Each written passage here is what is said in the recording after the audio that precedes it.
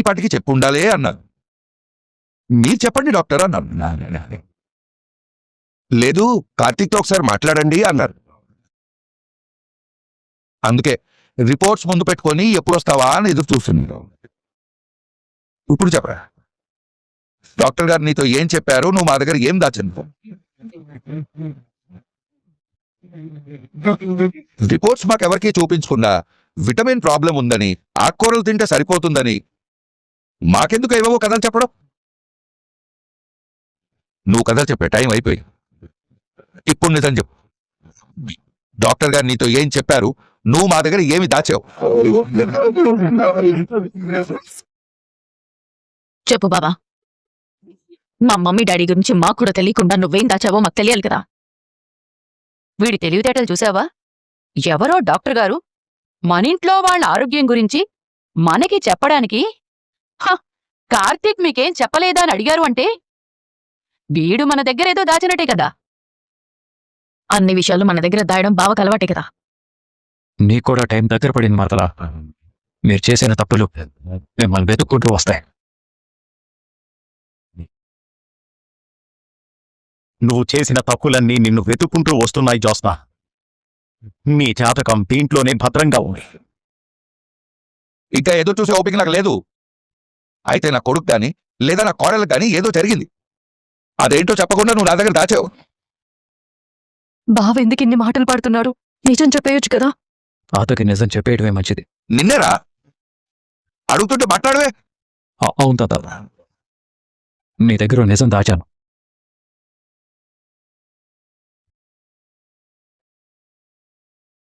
ఏంటది? ముందు నువ్వు ఇలా కంగారు పట్టం మాని నిజం చెప్తాను. ఎవరికేమైందో చెప్పరా. నేను చెప్తే నువ్వు తట్టుకోలేవని నీతో చెప్పలేదు. విన్నావా తాత?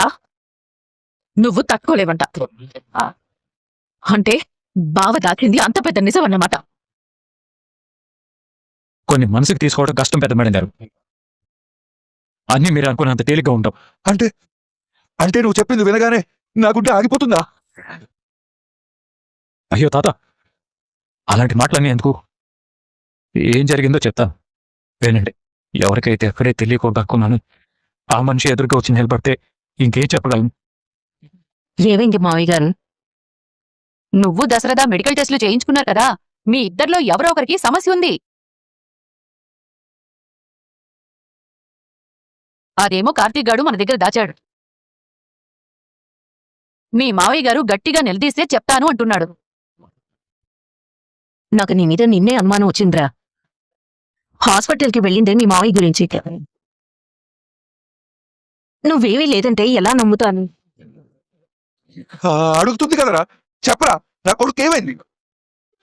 బావకి ఎలాంటి పరిస్థితి వచ్చిందంటే ఇప్పుడు బావ ఏం చెప్పు బాబా, మా డాడీకి ఏమైంది? ఎవరికేం కాలేదు. ఇంతకు ముందే కదరా ఓ నిజం దాచాను చెప్తాను అన్నావు. నేనే నిజం దాచలేదు. ఏరా మాతో ఆటాడుకుంటున్నావా? నిజం చెప్తావా లేదా? నిజం లేదు, అబద్ధం లేదు తాత. మన తర్వాత మాట్లాడుకుందాం. మీరిచ్చిన చనువు వల్ల వాడికి మీరంత లోకమైపోయారు. అందుకే వాడు మీకు కూడా నిజం చెప్పాల్సిన అవసరం లేదు అనుకుంటున్నాడు. అలా నేను ఎంత అనుకుంటాను పారు? నా కొడుక్కి కూడా చెప్పకుండా వచ్చాను. జ్యోత్స్న, ఇన్ని రోజులు నా కొడుకుతో నువ్వు ఆడుకున్నావు కదా, ఇప్పుడు నీతో నేను ఆడుకుంటాను. ఈ ఇంట్లో నీ మాటకి కాలం చెల్లే రోజొచ్చింది. ఇంతవరకు నీ మీద నాకెప్పుడు కోపం రాలేదు. నా కొడుకు ఏమైందో చెప్తావా? ఏ నిజం లేదు తాత. మమ్మీ, బావా అబద్ధం చెప్తున్నాడు. డాడీకి ఏదో అయ్యింది. రే చెప్పరా, మా ఆయనకి ఏమైంది? కార్తీక్ ఏమైందో చెప్పరా. ఎవరికేం కాలేదత్త. దయచేసి నన్ను ఎవరు ఏమనక్కండి ప్లీజ్. నువ్వు కంగారు పడకత్తా, మన తర్వాత మాట్లాడుకుందా. అత్త నువ్వు ఆవేశపడకు, ప్రశాంతంగా కూర్చో. మా ఆయనకేమైందో చెప్తావా లేదా? ఎవరికేం కాలేదత్తా. మమ్మీ, సుమిత్ర, మమ్మీ, సుమిత్ర, అత్త సుమిత్ర,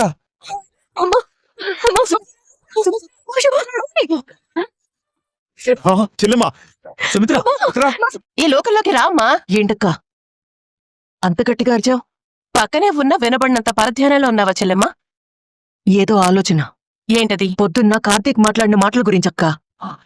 వాడేదో విషయం చెప్పడానికి మమ్మల్ని ప్రిపేర్ చేస్తున్నాడు.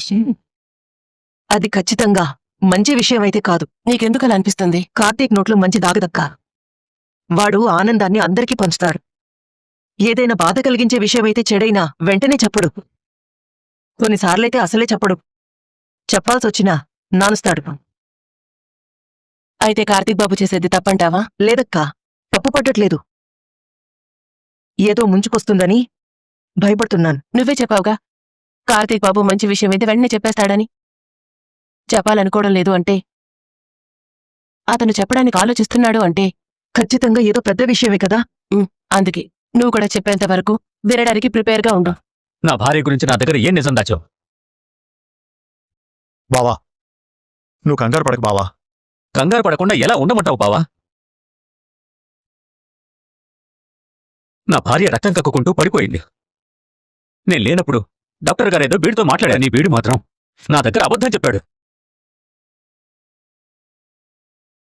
మమ్మీ నోట్లోంచి బ్లడ్ వచ్చిందంటే కండిషన్ సీరియస్ గానే ఉంటుంటుంది. మనిషి పోయే వరకు నిజం చెప్పకుండా ఉందామనుకున్నాడేమో. జోస్నా, రేయ్, దాని మీద ఎందుకు అరుస్తున్నావు?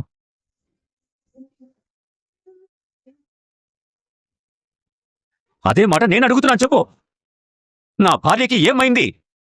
నా భార్యకి ఏమైంది రా? చెప్పు చెప్పు. మీరెంత అడిగినా కార్తీక్ మీతో ఏం చెప్పాడు?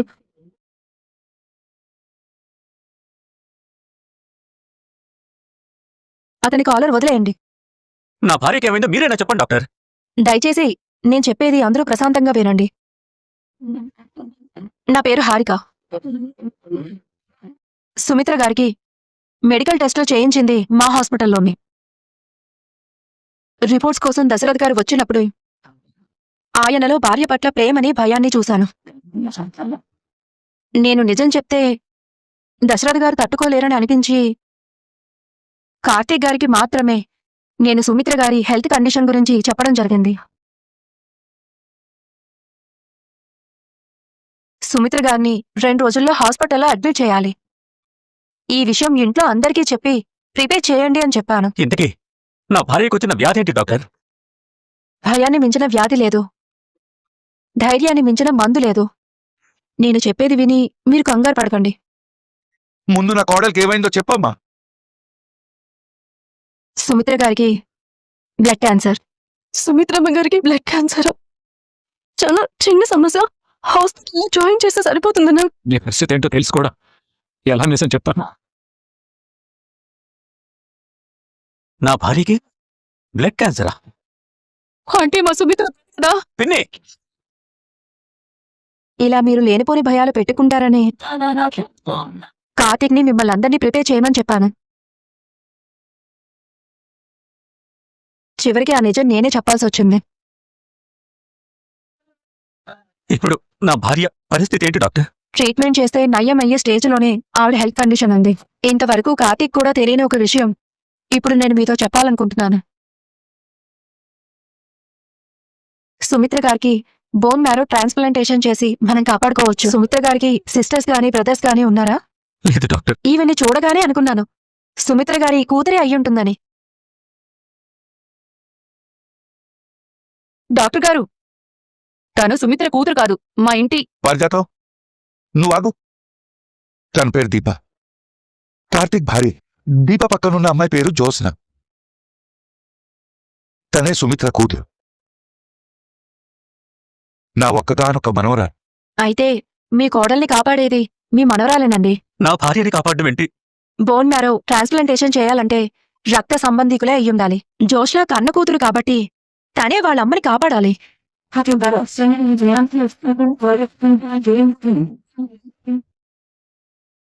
సుమిత్ర గారికి ట్రాన్స్ప్లాంటేషన్ చేసే బోన్ మ్యారోని ఆవిడ కన్న కూతురైన జోష్నే ఇవ్వాలి. ఇదేంటి ఇలా తరుగుతోంది? నిజం ఇలా బయటపడిపోతుందా? ఇక నన్ను జోష్నను ఎవరు కాపాడలేరు.